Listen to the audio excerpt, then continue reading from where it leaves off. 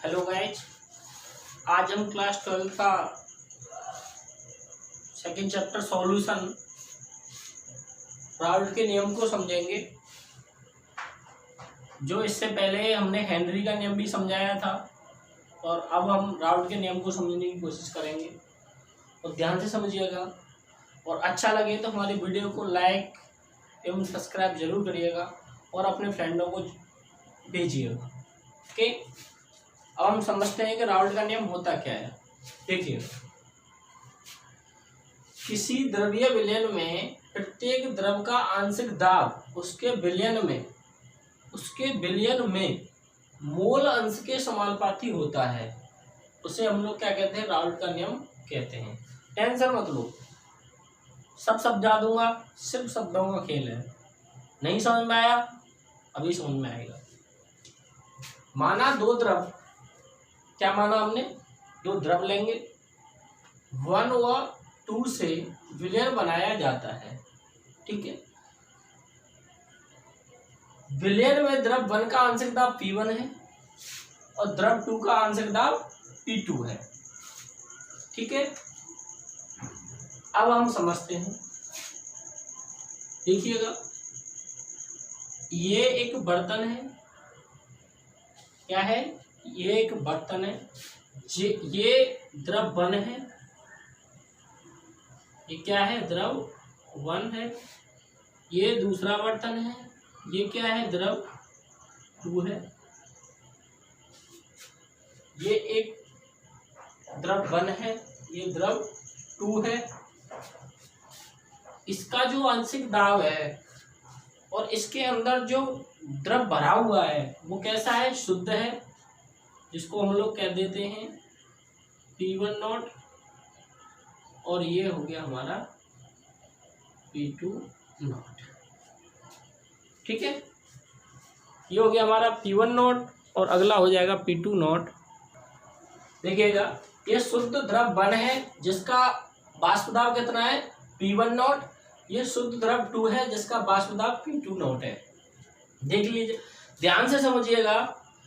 दो द्रव लिए हमने, एक बर्तन में शुद्ध द्रव 1 है, शुद्ध द्रव प्योर लिक्विड है 1 लिया है हमने, जिसका वाष्प दाब कितना है? P1 नॉट है।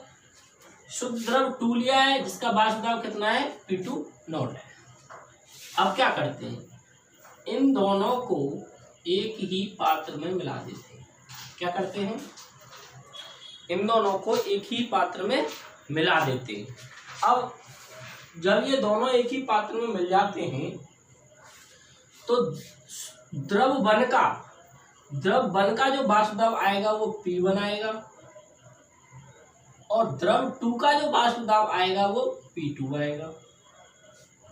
ध्यान से समझिएगा, जब हमने शुद्ध द्रव 1 को और शुद्ध द्रव 2 को एक ही बर्तन में डाल दिया तो जो द्रव 1 है उसका वाष्प दाब P1 आया है और शुद्ध द्रव 2 है उसका वाष्प दाब P2 आया है। कब?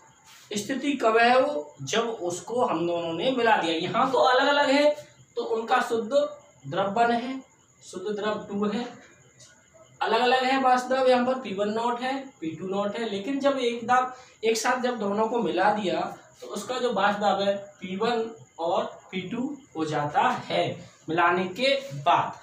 अब यहाँ पर क्या होता है, इसको समझने के लिए हमको क्या करना पड़ता है कि अब हमें क्या पता चलेगा, कैसे पता करेंगे किसका वाष्प दाब ज्यादा है?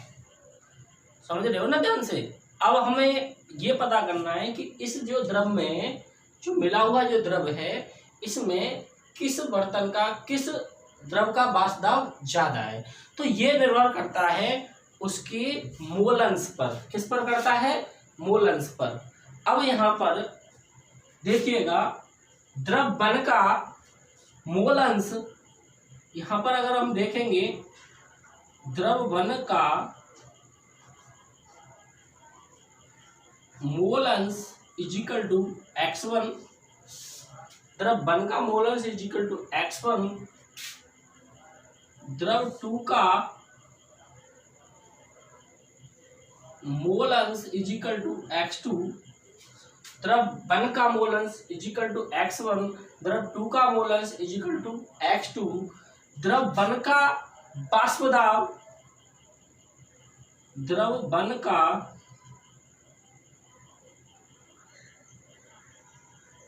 वाष्प दाब इज इक्वल टू क्या निकल के आएगा भैया, क्या निकल के आएगा बेटा, P1, द्रव 1 का वाष्प दाब P1 और द्रव 2 का वाष्प दाब P2। ध्यान से समझिएगा, दोबारा से समझिएगा यहाँ तक, जब तक ये समझ में नहीं आएगा तो आप इसको समझ नहीं सकते हो। ध्यान से समझना, 2 बर्तन लिए हैं जिसमें द्रव 1 भरा हुआ है, इसका वाष्प दाब P1 नॉट है, दूसरा शुद्ध द्रव जो दूसरा है उसका वाष्प दाब P2 नॉट है।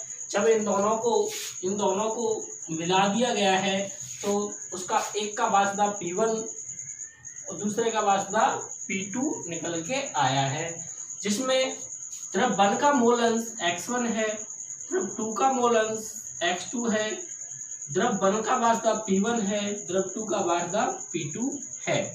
अब आप खुद से समझिएगा, जब कोई बर्तन में जिसके मोल अंश ज्यादा होंगे, जब कोई बर्तन में जिसके मोल अंश ज्यादा होंगे उसका ही जितना मोल अंश बढ़ेंगे उतना ही उसका वाष्प दाब बढ़ेगा। समझ रहे हो ना ध्यान से। किसी बर्तन में, जब इस बर्तन में मान के चलो P1 का वाष्प दाब ज्यादा है, तो P1 का वाष्प दाब ज्यादा है, द्रव 1 का वाष्प दाब ज्यादा है, तो उसका मोल अंश भी ही ज्यादा होगा। तो हम कह सकते हैं राउल्ट के नियम के अनुसार कि P1 समानुपाती x1,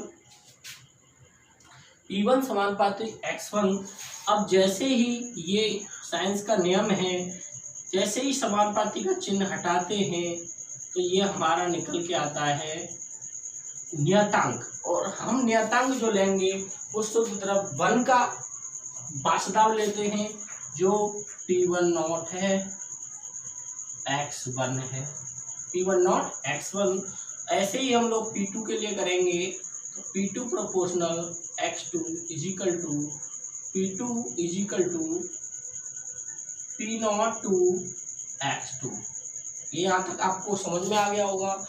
अब क्या होता है, ये दोनों क्या हैं, उस बर्तन में ये दोनों क्या हैं, मिले हुए हैं, दोनों ऐड हैं, तो हम कह सकते हैं P total is equal to P1 plus P2। अब हम दोनों को मिला देंगे, इन दोनों को जब हम मिला देंगे तो P total is equal to P1 की जो वैल्यू है, P1 की जो वैल्यू है, P1 की जो वैल्यू है, जैसा कि P total is equal to P1 plus P2, और P टोटल P1 की जो वैल्यू है P नॉट 1 x1 है, और P2 की जो वैल्यू है P नॉट 2 x2 है। जब हम इन दोनों को मिला देंगे तो ये हमारा कहलाएगा राउल्ट का नियम। और एक चीज और, यहाँ पर x1 plus x2 is equal to होता है 1। x1 यानी कि जो मोलंस हैं, जब दो द्रवों के जो मोलंस होंगे वो क्या कहलाएंगे, x1 plus x2 is equal to 1।